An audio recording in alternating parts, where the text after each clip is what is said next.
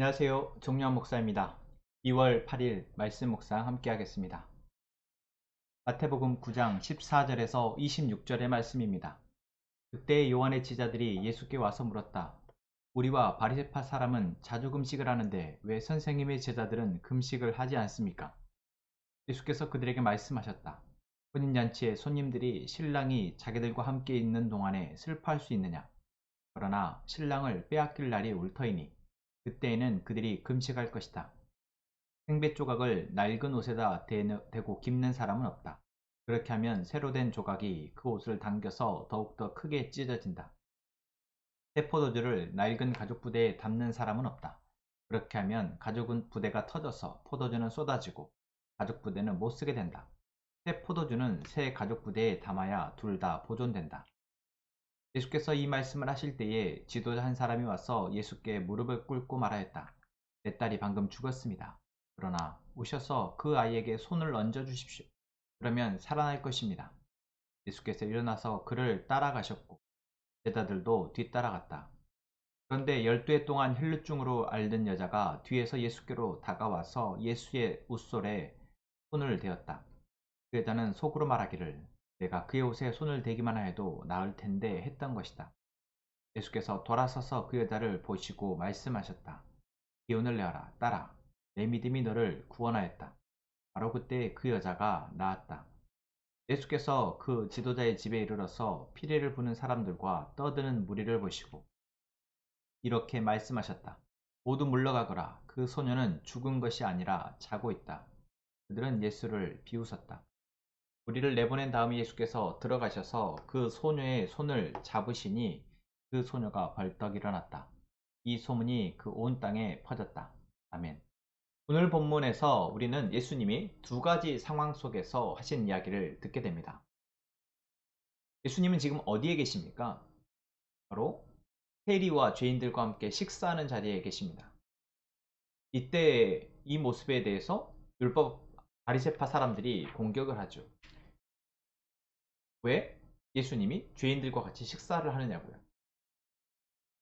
이 질문과 오늘 세례요한의 제자들이 와서 하는 왜 예수님의 제자들은 금식하지 않느냐라는 질문은 결국 같은 이유입니다.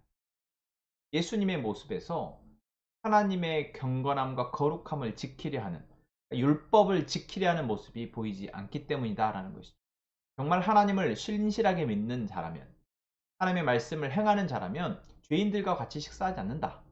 또 그런 자라면 마땅히 경건의 표시로 금식을 행해야 되는데 하지 않는다라는 것입니다.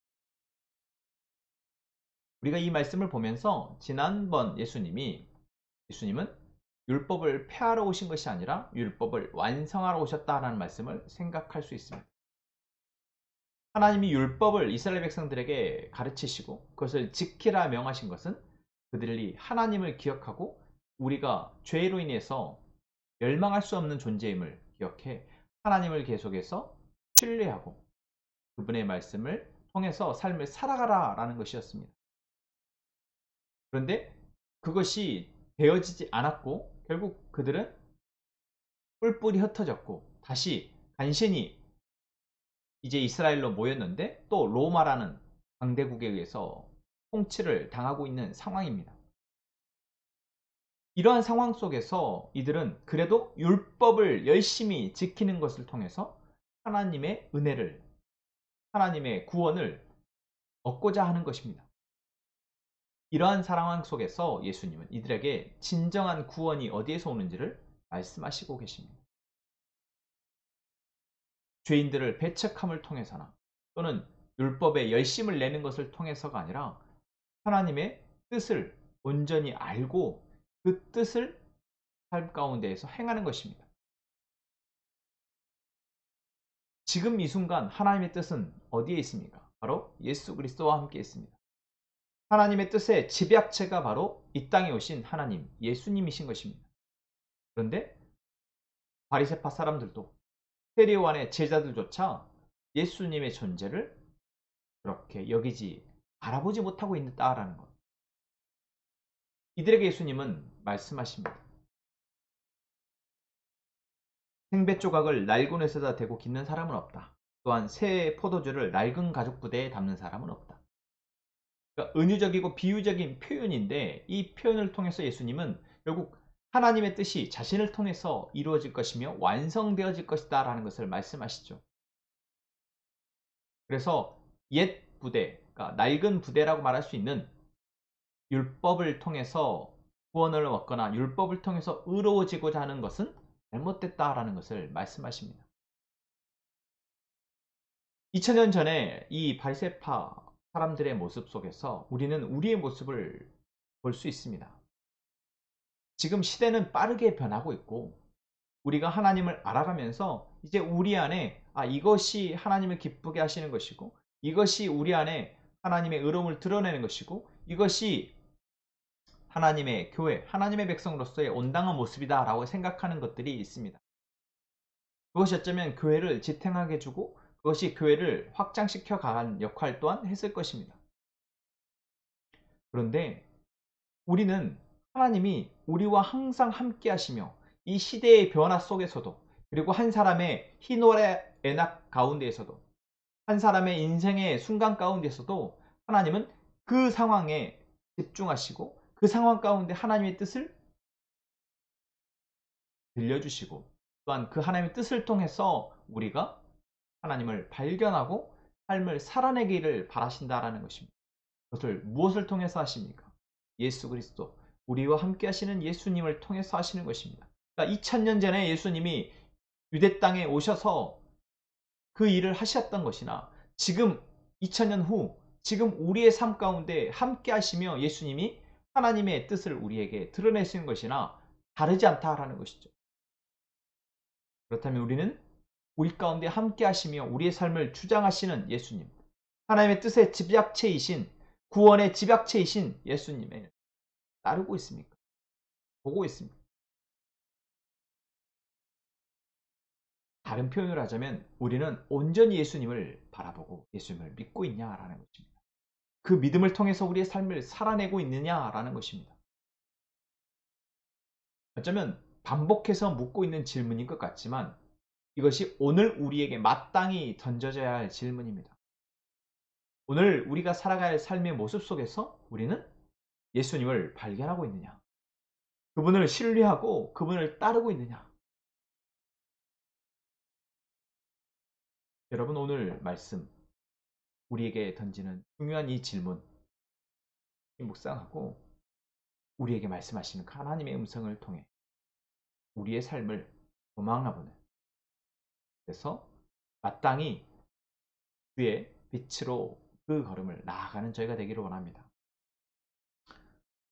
그러한 마음에서 18절부터 나오는 예수님이 한 아이를 살리시는 이야기 그리고 12해 동안 혈류병으로 고생하다가 결국 예수님을 만나서 병을 고침받은 예수님의 표현을 하자면 구원을 받은 한 여인의 이야기는 우리에게 유명한 커다란 교훈이 됩니다. 우리에게 이러한 믿음이 있기를 원합니다.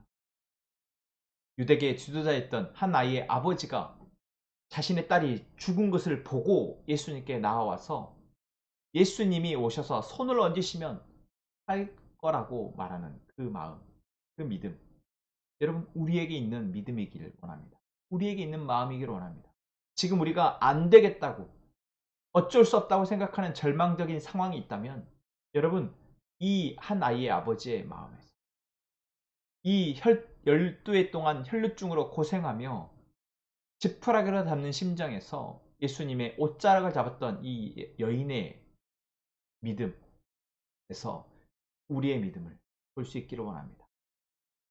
그 마음으로 여러분 이 시간 우리의 상황을 보고 기도하기를 원합니다. 기도합시다. 하나님 우리와 함께 하시며 우리에게 하나님의 뜻을 이 순간에도 드러내시길 원하심을 감사합니다. 우리가 우리의 생각에 갇혀서 예수님이 하실 일을 예수님의 능력을 제한하지 않게 하여 주옵소서. 주님의 능력이 나타나는 삶을 살게 하여 주옵소서. 온전한 믿음으로 주님을 우리의 삶의 영역에 드러내며 그 은혜를 감사하는 삶을 살게 하여 주옵소서. 함께 행복한 선어목재교회 모든 성도들이 그렇게 하루하루 살아가게 하여 주옵소서. 우리가 그렇게 하루하루 말씀과 기도로 자라나게 하여 주옵소서. 이 시간 우리의 기도를 들으시며 감사하며 예수님의 이름으로 기도합니다. 말씀을 생각하시면서 깊이 묵상하시고 또 하겠습니다.